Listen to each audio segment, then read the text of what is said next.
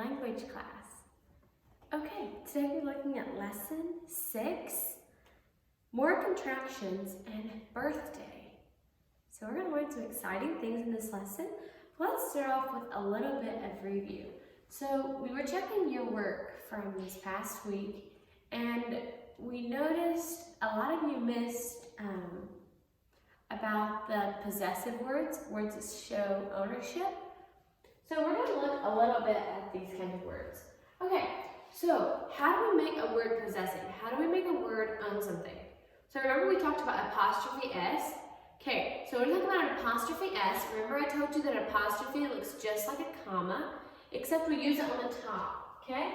So in a word, you use the apostrophe just as you use an apostrophe in a contraction. You know, you put it up between the two letters, such as the contraction like this, can't. Just write it right here.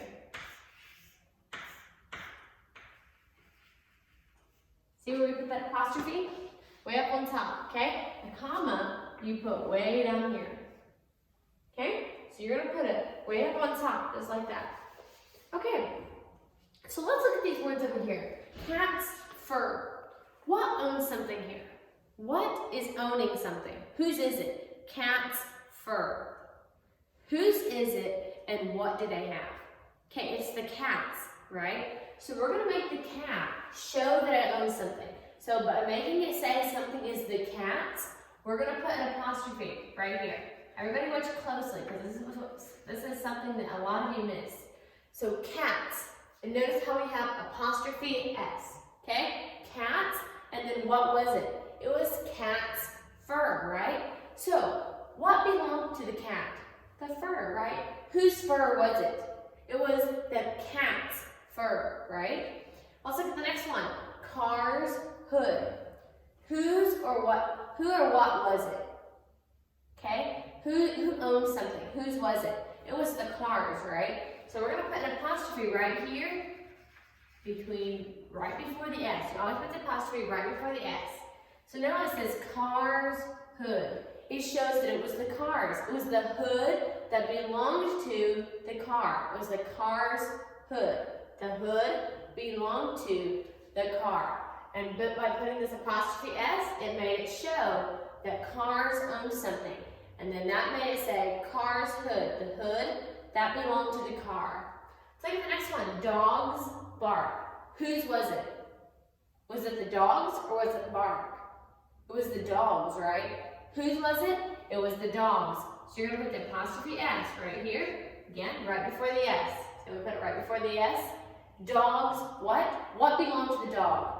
It was the bark. The bark that belonged to the dog. The dog's bark. By putting the apostrophe S again, we showed that the dog owned something. It was the dog's bark. Tom's toes. Whose was it? Who had something? Tom, right? Tom's. So we're going to put the apostrophe S right here because Tom owned something. Tom's what? What was Tom's? It's his toes, right? Tom's toes. It was the toes that belonged to Tom. So look at the next one. Child's toy. Whose was it? It was the child's, right? So we're going to put an apostrophe S. Child's what? It was the toy, right? Child's toy. The toy that belonged to the child. So to make all these words mean they own something. Cat's fur. It says whose fur it was. Car's hood. It says whose hood it was. Dog's bark. Shows whose bark it was. Tom's toes. Whose toes was it? Child's toy. Whose toy was it? So to make a word show possession, we just put an apostrophe S. Don't put a comma. Sometimes we did it like this. You put a comma in between cats and fur. We don't need a comma there. We want an apostrophe.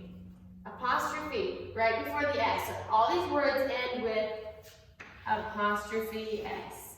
Apostrophe S. Apostrophe S. See how all these words end with apostrophe S? And it shows cats, cars, dogs, Toms, and child. And then this says what belongs to them. So this shows who it was. All these words end with apostrophe S. Shows who it was. Cats, cars, dogs, Toms, and child. And this tells what it was. This tells what belonged to them. This tells us what belonged to these ownership words. These are the ownership words. This says what it was. It was cat's fur, the car's hood, dog's bark, Tom's toes, and child's toy. Okay, let's look at these words now, okay? So first of all, we're going to look at some words that end with the silent E.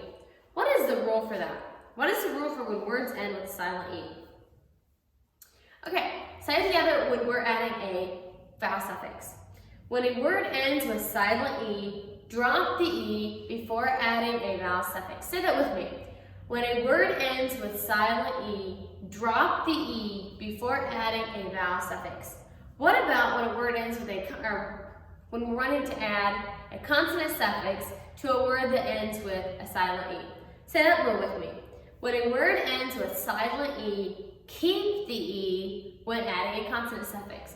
So if we're adding a vowel suffix, we're going to drop the E. If we're adding a consonant suffix, we're going to keep the E. So let's look at these first three words. So, first of all, let's look. We're going to look at the suffix.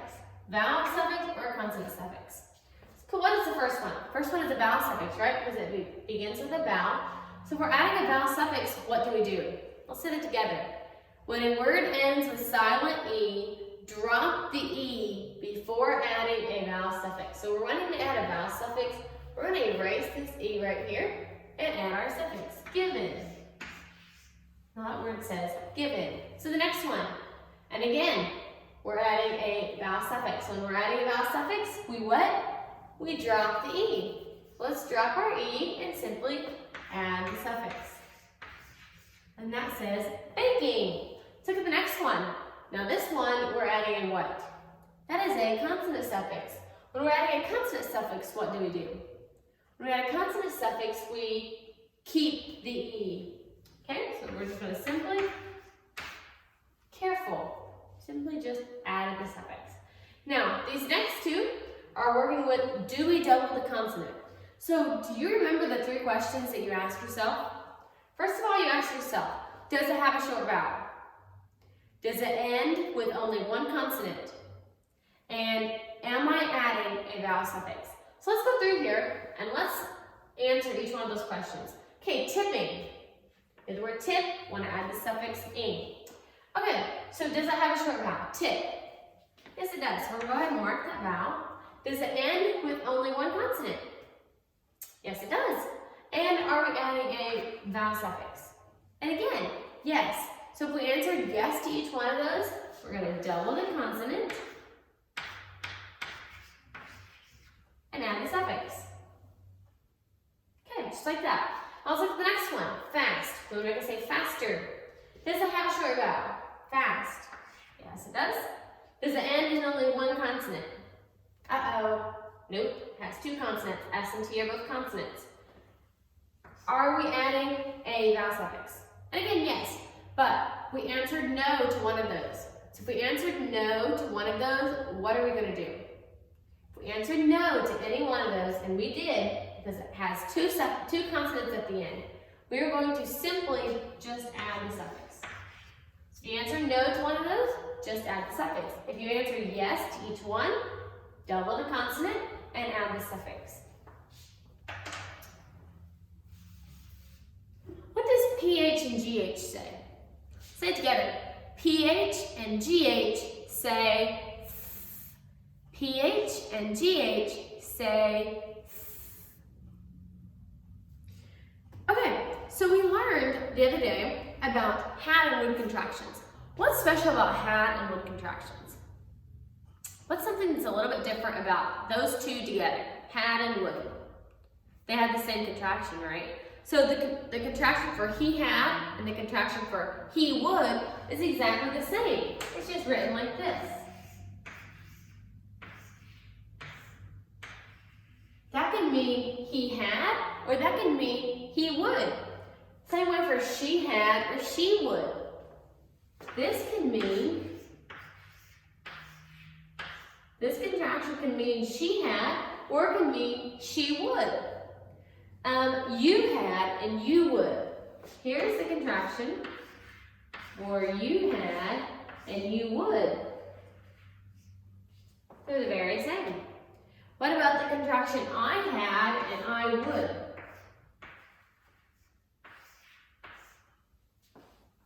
It's the very same. I had and I would. So these are for the had and would contractions.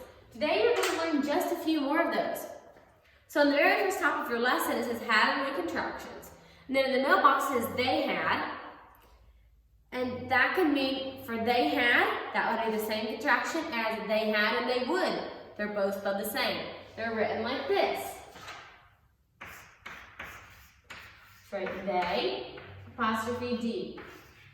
Okay, apostrophe D can mean they had or they would. We had or we would. It's just written like we.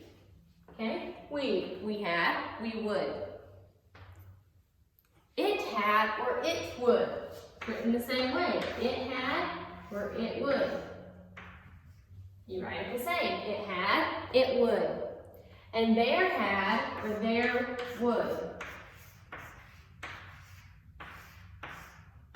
You write it the very same. Okay? So these can mean he had or he would. She had or she would. You had or you would. I had or I would. They had or they would. So they're the very same. The had and would contractions are the very same. So in part 1 it says, color each set of words the same as its contraction. So you're going to choose several different colors. Okay? And when you get finished, there's going to be 2 of each color. So choose several different colors and you color the 2 words and the contraction that it makes. Okay? So you'll color 2 different circles. So you color the contraction and the 2 words that make the contraction the very same color. Okay, so you have 2 circles colored the same. Now, we're also learning something else new today. Do you all know when your birthday is? When someone asks you what your birthday is, do you know when your birthday is? Okay, so I'm just going to use mine as an example. If someone would ask me when my birthday is, I would tell them it is September 18th, 2001. This is the month I was born in. I was born in September, on the 18th day of the year 2001. So it's the month you were born, the day that you were born, and the year that you were born. Now if you notice, here's something new. Something else that we're going to capitalize. So we learned what we're going to capitalize. So we had 6 things that we said we're going to capitalize. Today we're going to add another one that we're going to capitalize, okay? So another thing that we're going to capitalize is months of the year. So when you're writing your birthday, always capitalize the month that you were born in. So mine is September. Do you notice that September has a capital letter? You always begin the months of the year with a capital letter. So first of all, you write the month that you were born in. Then you write the day that you were born. And then you put this special little mark. And that is called a comma. You put a comma between the day that you were born and the year that you were born. So I was born September 18th, 2001. Okay? So you put that little comma between the day that you were born and the year that you were born. It doesn't matter whose birthday you're talking about. You always do it the very same way. Okay, so let's look at some more birthdays. Let's try it out. Maybe someone's birthday was January 16th, 2013. So I'm going to use your birthdays. We're going to write some of you guys' birthdays. Okay, so January 16th, 2013. Okay, so the month was January. So write out January using a capital letter because it's the month of the year. Let's write out January. January 16th. Okay, so he was born in January on day 16 in 2000. We've got a nice little comma in 2013. Okay, so the month was January. Okay, we used the capital letter. The day was the 16th. Then we put our special little comma, and then it was the year of 2013. So January 16th, 2013. Here's another one. March 13th, 2013. So March. First of all, we're going to write March. Now, notice we used a capital letter, okay? Because it is the day, or it is the month, okay? It's the month, so we use the capital letter. March 13th. Now, this is the day that they were born. They were born March 13th. So just like today is April 23rd. It is the 23rd day in April. So March 13th, and we put this special little comma, 2013. Just like that. Let's do the next one. May 23rd, 2013. May 23rd, put your special comma, 2013. So we begin with a capital letter. So May, and this is the date, 23rd, special comma, 2013. Let's look at the next one. May 29th, 2013. Let's write another one. May 29th,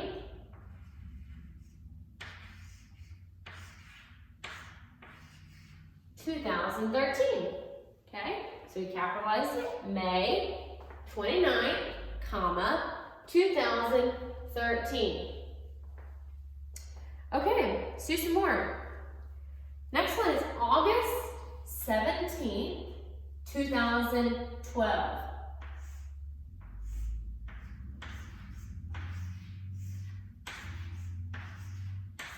August 17th, 2012. Okay, August 17th, so we get to the capital letter, August 17th, 2012. So now it is in the year 2012. Let's write the next one. August 26th, 2012. August, use the capital letter, 26, do the comma, 2012. Okay, the next one, October 10th, 2012.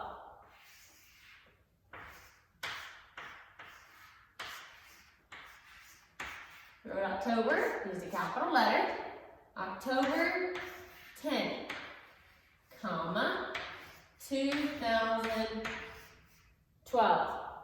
Okay, let's do the next one.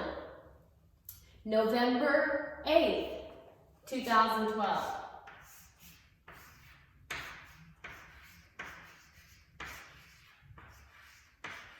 November 8th. Whoops.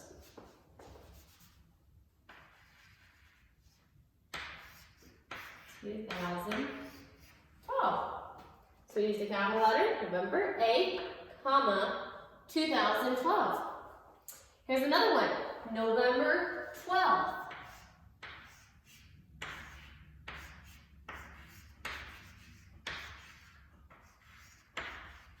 November 12th, 2000. Oops, let me get sloppy here. 2012. And we have one more. You can still write it down here. So again, we use a capital letter and a comma. The last one is December 21st. See if we can write this one down here yet.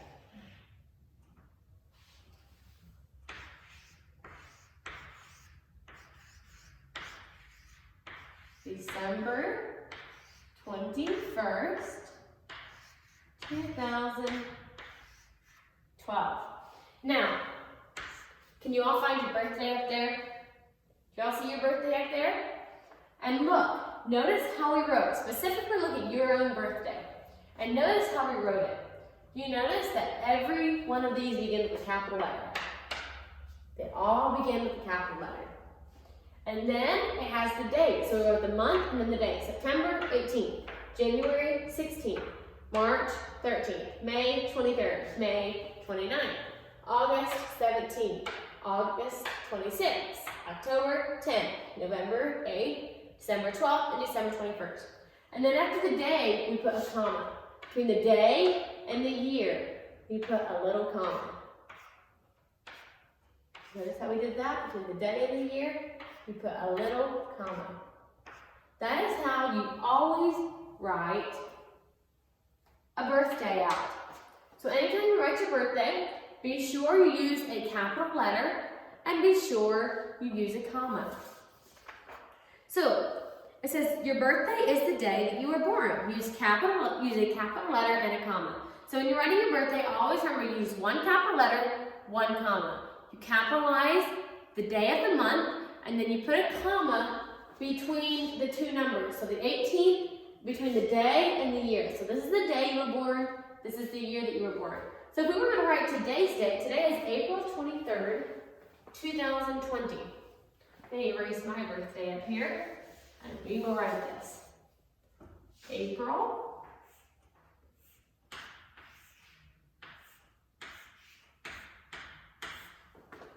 23rd, 2020. That is today. So if a baby was born today, that would be what their birthday is. April 23rd, 2020. The day is, the month is April on the 23rd of 2020. So number 2 says write your birthday. And be sure you write that correctly. Be sure you use a capital letter and to put that comma between the day that you were born and the year that you were born. Go to part 3. Part 3 says write the word and add the suffixes. Use the rules to help you. Part 4, put apostrophes in the words. Now do this part carefully, okay? An apostrophe, look over here. You use apostrophe right before the S, okay? So you put it, I'm just gonna make an apostrophe S right here, like that. You put an apostrophe, here's your word, put an apostrophe up on top, okay? Don't put it down here or don't put it over here, okay? We want an apostrophe right up there on top by the S, okay? And you put an apostrophe in the word that shows whose it was, who owned something, okay? Do that part carefully. So the signs post. What was it? Who owned something or what owned something? It was the signs, right? So you put an apostrophe in the word signs, the signs, and then what was it? What belonged to the sign? The signs what? Was the post. Okay, part 5 is write the word and add the suffixes. Again, it gives you the rule. Part 6, cross out the phrase, put a period after the sentence. Part 7, draw a picture about the game you like best. So think of a game that we used to play a lot at school or a game we play at home. Your favorite game, and you draw a picture about the game that you like best. Part 8, write a sentence about your picture. So you can write any kind of sentence. Be sure it's a complete sentence though. Begin with a capital letter, end it with a period, make it a complete thought. So yeah, do that carefully. Part 9 is penmanship. From page 44, write line 6 on page 45. Okay, so the line you're gonna write is, then I had some candy. Okay, so you're writing about the wiggly tooth. Okay, and then I had some candy is what you write today. Do your penmanship neatly, take your time with that. Spelling, write a word for each one. It gives you sounds. You write the spelling word that has that sound. And number 11, write the word with the little word pen. Okay, so write the word that has the little word pen in it. Which of your spelling word has the word pen in it? And you write that carefully. Okay, check over your work, take your time, use your ruler if you need to underline anything. I don't think you need to do any underlining today. Well, one.